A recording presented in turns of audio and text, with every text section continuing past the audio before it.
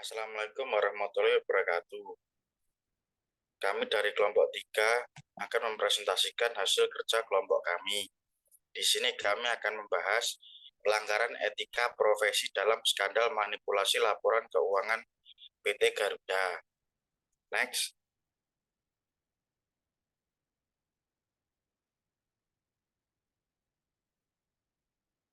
Kelompok kami yang beranggotakan yang pertama Aza Ari Muryandi dengan NIS 1903102177. Yang kedua Aditya Dwi Pradana dengan NIS 1903102180. Yang ketiga Devi Erliana dengan NIS 1903102171. Dan yang terakhir Egidia Sofia Tasya dengan NIS 1903102174. Next.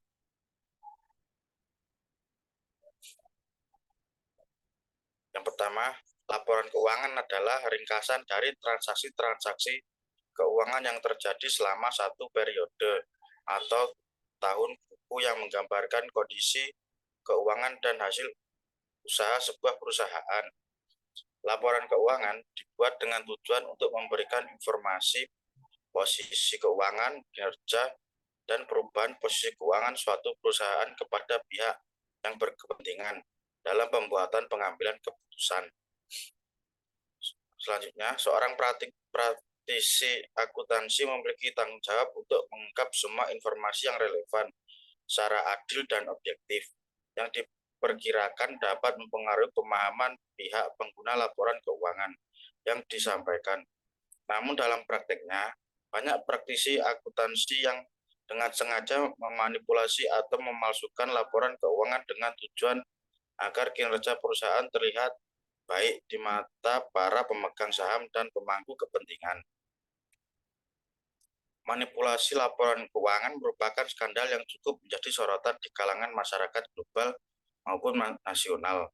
Di Indonesia sendiri, berapa kali kita dengar skandal manipulasi laporan keuangan perusahaan, dan belum lama ini skandal manipulasi laporan keuangan yang dilakukan oleh PT Garuda Indonesia pun sempat menghebohkan masyarakat.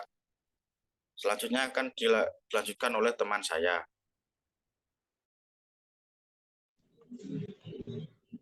Pada Jumat 26 Juni 2019, hasil pemeriksaan terhadap laporan keuangan PT Garuda Indonesia Persero Tbk tahun buku 2018 diumumkan.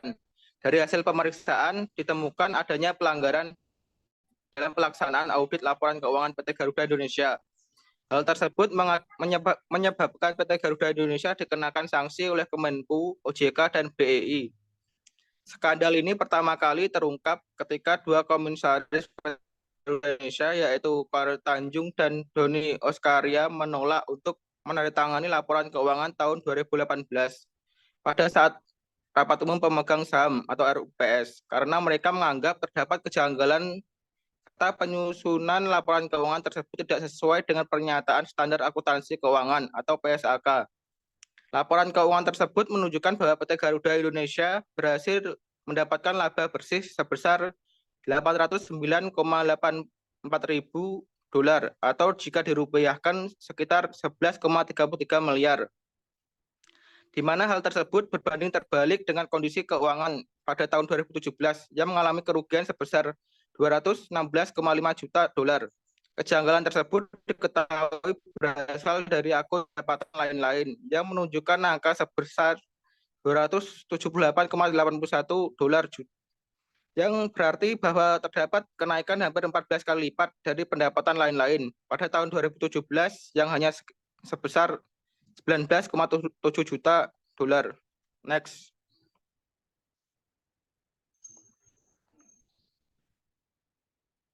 Setelah dilakukan penyelidikan lebih lanjut, diadakan pertemuan antara pihak-pihak terkait untuk dilakukan pemeriksaan terkait kasus ini.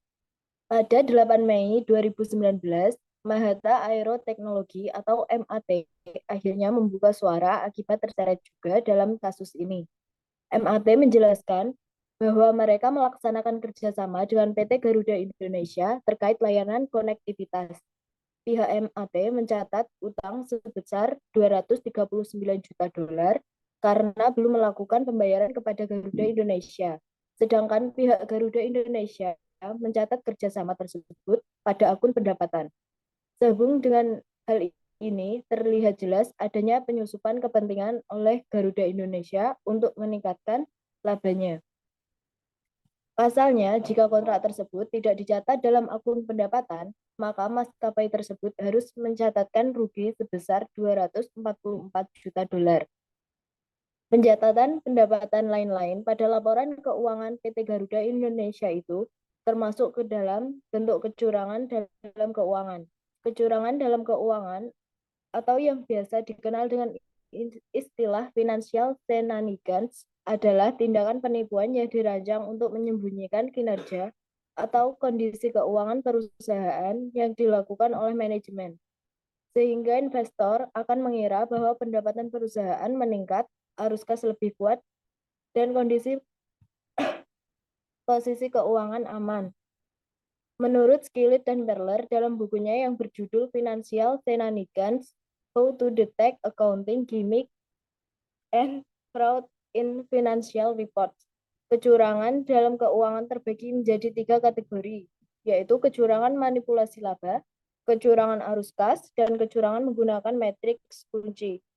Kecurangan manipulasi laba ini diidentifikasi kembali menjadi 7 kategori yang mencatat pendapatan terlalu cepat. Mencatat pendapatan palsu, meningkatkan pendapatan menggunakan aktivitas yang tidak berkelanjutan, mengalihkan beban saat ini ke periode berikutnya, menggunakan teknik lain untuk menyembunyikan beban atau kerugian, mengalihkan pendapatan saat ini ke periode berikutnya, dan mengalihkan beban masa depan ke periode sebelumnya. Next.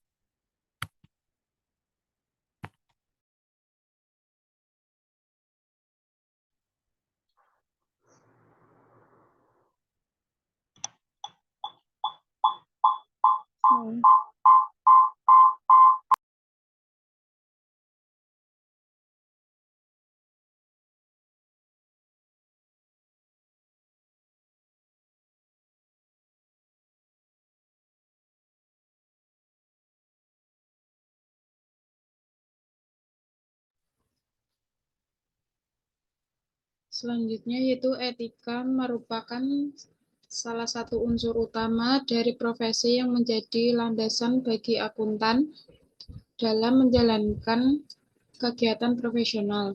Akuntan memiliki tanggung jawab untuk bertindak sesuai dengan kepentingan publik.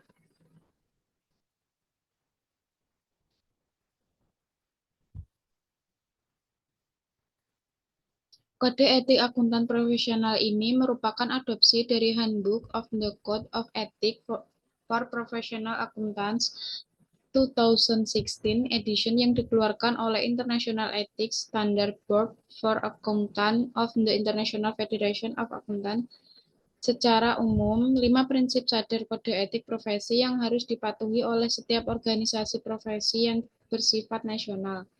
5 prinsip tersebut antara lain integritas, objektivitas, kompetensi, dan kehati-hatian profesional dan perilaku profesional. Namun, kasus-kasus pelanggaran kode etik profesi akuntan publik masih sering ditemui, baik luar negeri maupun di dalam negeri. Manipulasi keuangan seharusnya tidak boleh dilakukan dengan alasan apapun, karena hakikatnya laporan keuangan difungsikan sebagai informasi yang sebenar-benarnya untuk keperluan pihak-pihak terkait. Dengan adanya kasus terkait manipulasi laporan keuangan atau bisa disebut dengan fenomena shenanigans di peta Garuda Indonesia, diharapkan bisa menjadi pelajaran terutama bagi para auditor dan perusahaan itu sendiri terhadap pentingnya berpedoman dengan kode etik atau etika profesi yang telah ditetapkan.